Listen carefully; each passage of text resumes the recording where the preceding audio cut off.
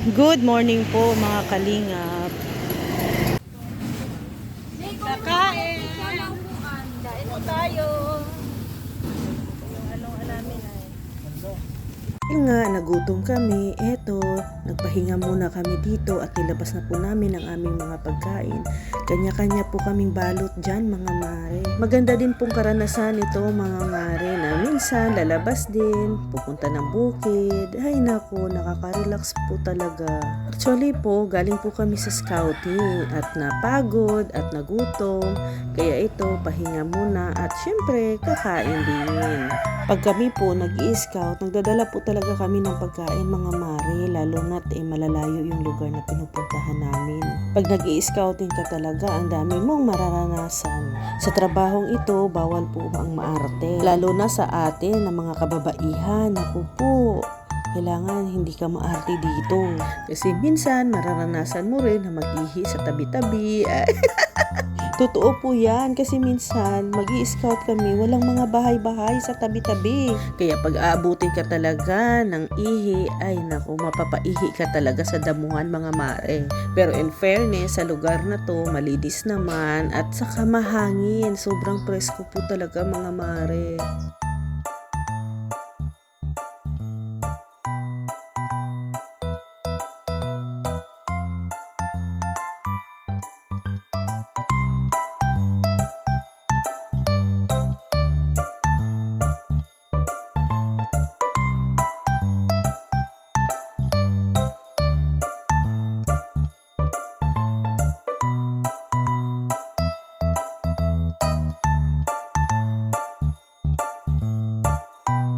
Sa bukid kasi, ang ganda mag-picnic, lalo na pag maraming maritisan.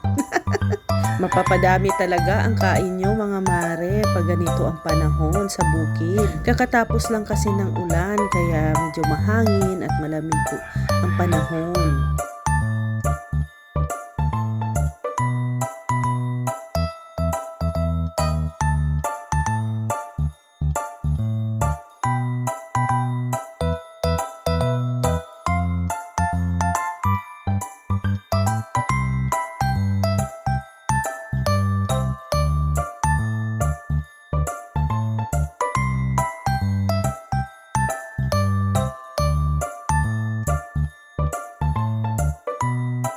Sila po pala ang aking mga kasama, ang Team Brooks. Siyempre, nandyan sila Kuya Brooks, Kuya Red Noveno, si Kalingap Hana, Ate Lorny, Mama Gemma, Yaya Beth, Rex Vlog, at siyempre, si Maring Elena and Alimyon.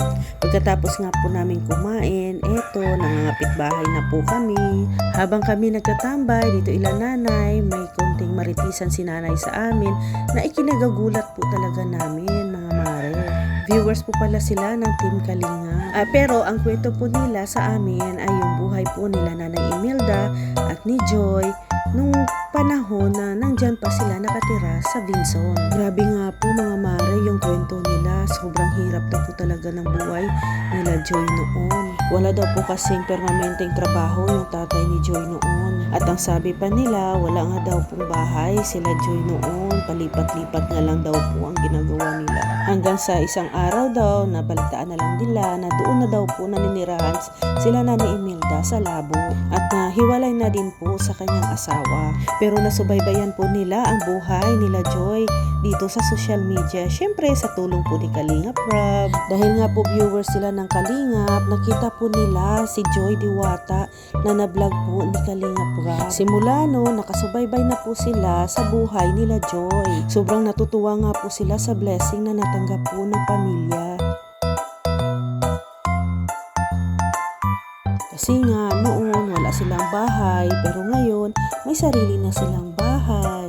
At sobrang proud na proud po sila kay Nanay Imelda kasi nga po hindi po pinabayaan ang kanyang mga anak. Ginabayan at pinalaki ng maayos at pinag-aral pa. Kaya tayo mga mare, wag po tayo mawala ng pag-asa. Tuloy lang po tayo sa buhay. Kasi nga po hindi naman po natin alam kung ano ang magiging kapalaran natin sa susunod na mga araw. Kaya dapat magsusumikap po tayo at syempre samahan ng dasal.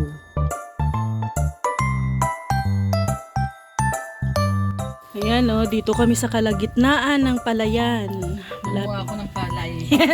Anin mo yan, Atilo? Yung pang ano sa pintuan. Pang...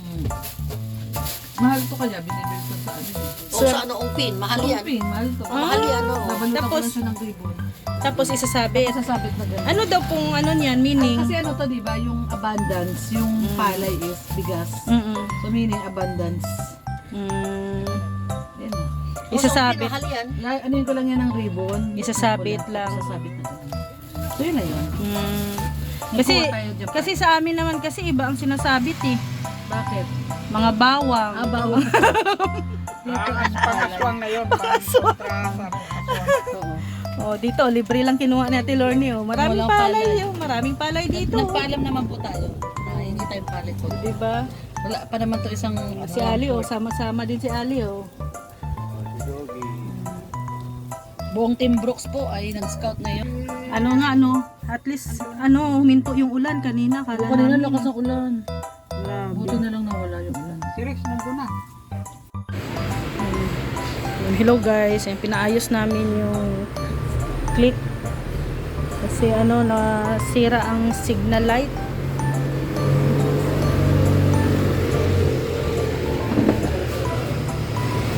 Kaya anong rason bakit nasira yung signal light? Yung po sila, no? Ano lang, Corrosion po gawa ng tubig ulan yung ano. tubig ulan? Ah, napasukan ng... Naman po yung switch na pag nawala na nagkaka-corrosion. Kaya sa banda niya, may-maintenance din. Hindi talaga pwedeng paulanan. Pwede naman po kasi di naman natin maiwasan Oo. na nag-ulan. Oo. Mga times po talaga nakakaganon po yung mga switch. Ah. Kaya yan oh.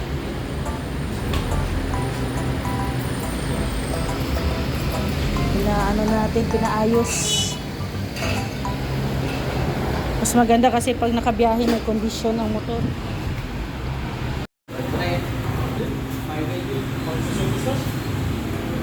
Golden yung pang-splash. 5L pa nga ng Raider Pi. Okay.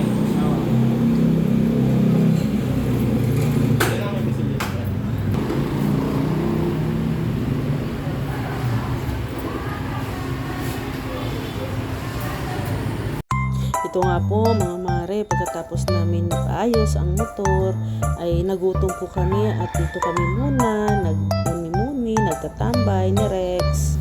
Medyo tahimik po kasi ang area na to mga mare, kaya ang sarap mag-relax.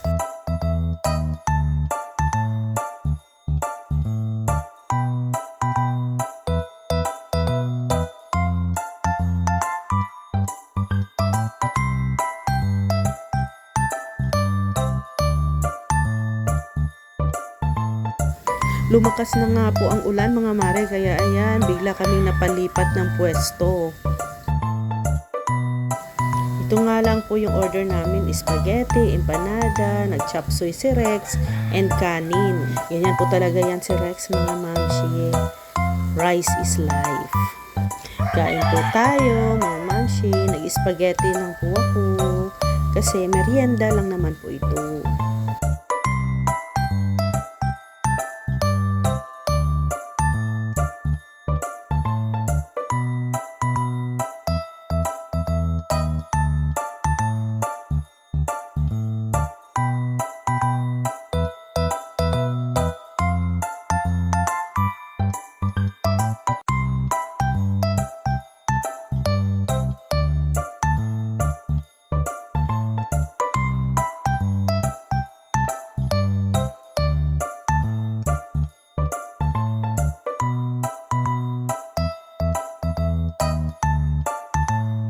First time kong umorder ng empanada dito mga mare, medyo hindi ko po nagustuhan yung lasa. Pero dahil bayad yan, wala po tayong magagawa kundi dapat ubusin. Pero yung isang empanada, si Rex na po ang kumain mga mamshi.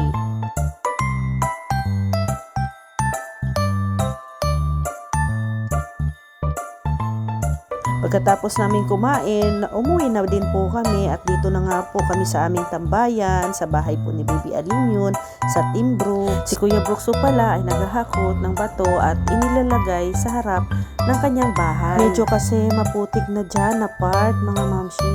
At halos araw-araw din ay dumadaan yung sasakyan. Kaya ayan, naisip ni Kuya Brooks na tambakan na lang ng bato para hindi po lumalim yung putik, mga mare. Kaya maraming salamat po sa inyong walang sawang pagsuporta po sa amin sa Team Brooks, sa Team Kalingap, lalo na kay Kuya Val, Kalingap Rab, Ate Edna, and Kalingap Dan.